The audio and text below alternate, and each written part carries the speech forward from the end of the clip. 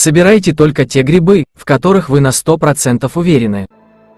Отварите грибы 5-7 минут, остудите и нарежьте их, добавьте к грибам другие ингредиенты по вашему вкусу, вареные яйца, зеленый лук, помидоры, огурцы, тертый сыр, заправьте салат майонезом, сметаной или оливковым маслом.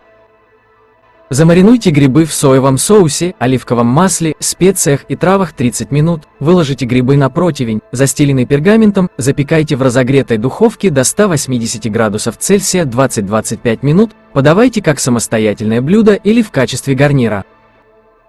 Перед приготовлением вешенки необходимо хорошо промыть, не мойте вешенки впрок, так как они быстро впитывают воду, не замачивайте вешенки надолго, иначе они потеряют вкус и форму. Вешенки можно жарить, тушить, варить, запекать, мариновать и солить. Время приготовления вешенок зависит от способа приготовления. Переходите по ссылке внизу, чтобы посмотреть полное видео.